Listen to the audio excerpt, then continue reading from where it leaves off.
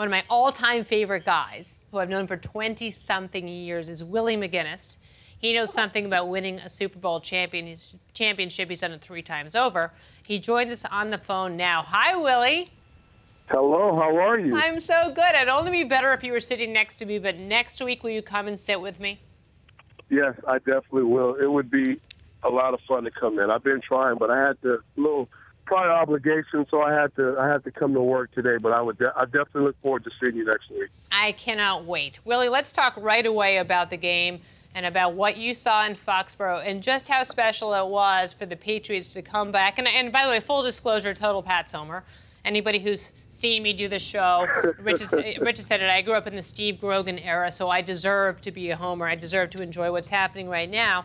But when a team is down by 14 twice and then comes back and finishes that way, how does that make you feel, not only as just a football player, but as somebody who grew up in that system? Well, you know, it was tough.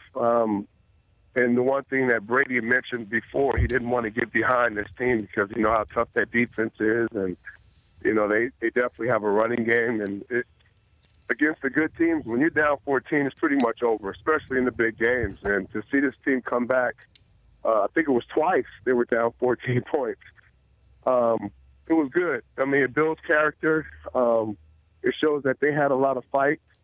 And it just proves to everybody that games are won sometimes in 60 minutes. And if you stay the course and if you keep fighting and you don't give up, good things could probably happen. And for the Patriots, they just kept plugging away. They never felt like the game was over. You know, they always felt that if they just settled down and did the things they needed to do and execute, they would make enough plays to at least give themselves a chance.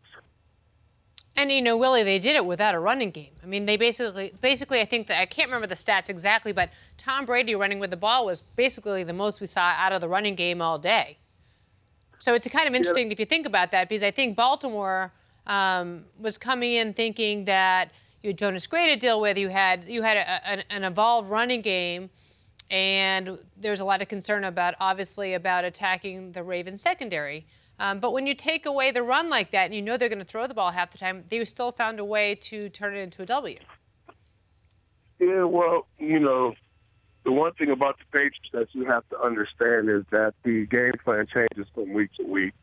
And they're going to implement a scheme and a game plan to attack where they feel they have the upper hand. And I just think that spreading Baltimore out, trying to find those one-on-one matchups, and that would do a couple of things. One, it would keep the big guys like Nada and Canty and some of those other guys, Williams, on the field, because you have to up the tempo so you don't have a chance to sub. Two, when you spread teams out, defense, especially really good aggressive defenses, those blitzers and guys in the box, they got to come out of the box and identify who they're covering, and you get guys like James Vereen or Gronk or some of the other dynamic players into those one-on-one matchups. So I think going in, that was the game plan. They didn't want to load the box and go 21 personnel, which means 2 back, a tight end, or to give them a chance to load all their really good players in the box and have those matchups. So, you know, in this game, you got to make adjustments. Got to cater your game plan to what gives you the advantage and attack their weaknesses at the same time. And the Patriots, as well as Baltimore, they're 2 of the best teams at doing that. And we rarely see Joe Flacco make a mistake. And it wasn't until the end of the game where he threw that pick that he looked remotely vulnerable. I mean, the poise he has when he stands back there. But at the end of the day, it was Tom Brady who came out victorious. And I wonder, you know, we have about 2.5 minutes left to go with you, Willie McGinest. The relationship with Belichick and Brady, there's got to be something said for the fact that, you know, before I even get to that, you know, what I'll bring up actually is, more importantly, in the beginning of the game, we saw Tom Brady get so angry and freaking out. Now, somebody sent me an email saying he looks like such a baby out there. Tell him to stop complaining. I thought it was a great display from Tom Brady. I think without his passion out there on the field, and without what my friend called a temper tantrum, without that, the game may not have turned around. I think that it was this display of passion that helped refuel that team. Well, the one thing about Tom is he's the ultimate competitor, and sometimes he gets criticized for being emotional and showing that side. But we all are emotional. We're all supposed to have that side. Football is not a sport where, you know, you're not supposed to display that. And it's a roller coaster of emotions depending on what's going on. Now, the reason why he got so upset is somebody poked him in the eye during that little skirmish on the ground. After the game, I was in the locker room with Tom, and we were talking. He has a big red mark in his eye. And I was like, what happened? He was like, I got poked. One of the guys put his finger in my helmet and poked me in the eye. That's why I was so upset that the ref let that happen. So, you know, there's always something to it. He just didn't hop up and he was upset because, you know, he got sacked or he didn't make the play. But he actually had proof that somebody poked him in the eye. His eye was bloodshot red. As a guy who's won 3 times, what was it like in that locker room? Just take us behind the scenes so we can feel like we were in there with you.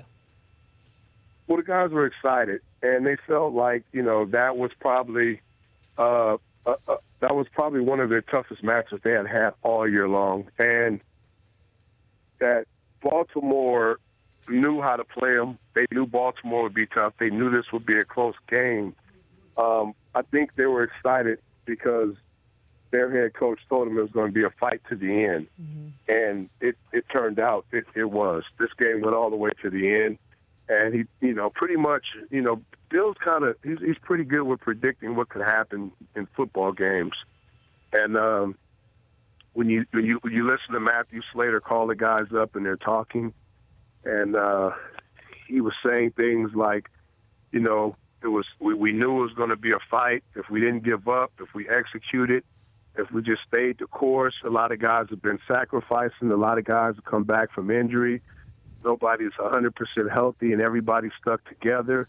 It was kind of a sense that, you know, this team reminds you of the old teams that won the Super Bowls, that in order for them to win games, it was going to take an effort from every single phase, which special teams, defense, and offense, and then guys coming together. And you never know, you know, another thing is, like, you never know who's going to be the guy.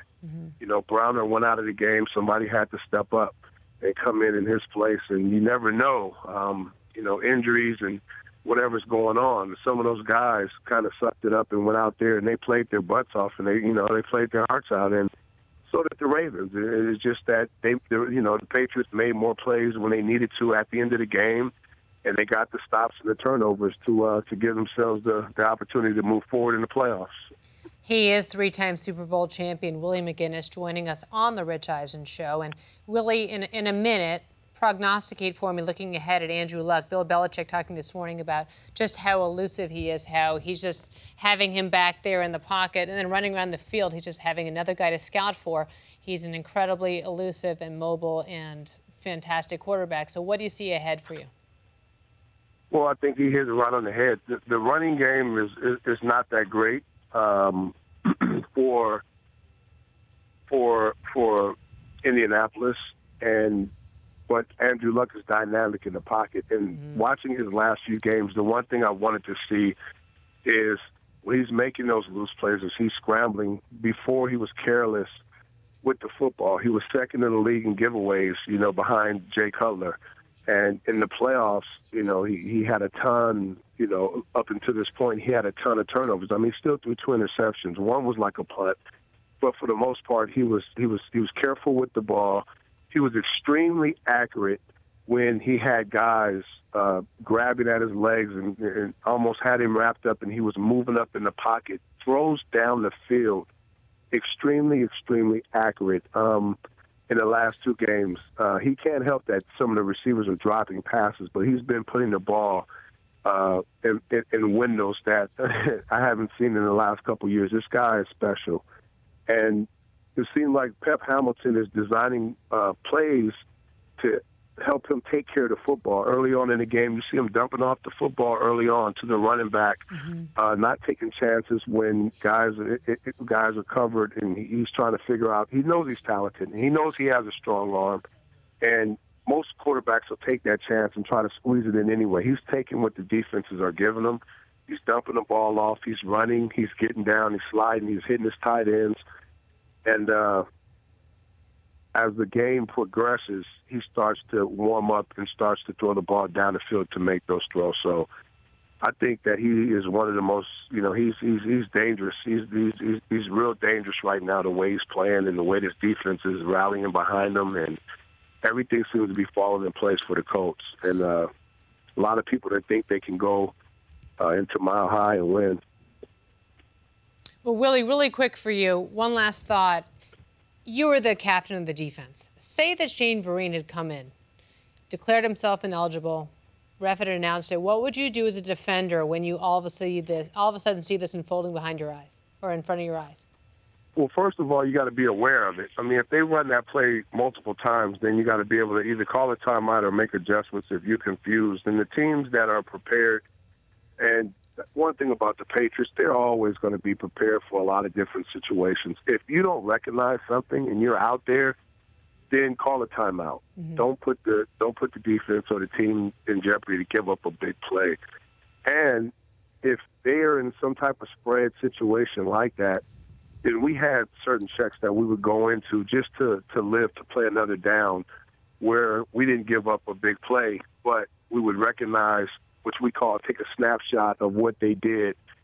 The coaches would probably make adjustments, but we would call something on defense to put ourselves in a position where we would all drop out pretty much and make the play happen in front of us and probably tackle it, but we wouldn't give up big plays or continuously let somebody do something we wasn't familiar with or we didn't really understand. We would try to diagnose the play and figure it out and probably either make an adjustment or call a timeout till we figure out what it is. I have no doubt that you would have solved that riddle had you come across it across the line of scrimmage. Willie McGinest, thanks again for calling in for us today on The Rich Eisen Show. We will see you in person next Tuesday. My pleasure. Thanks for having me. I'll see you soon. Can't wait. The Rich Eisen Show, weekdays at noon Eastern. On Audience.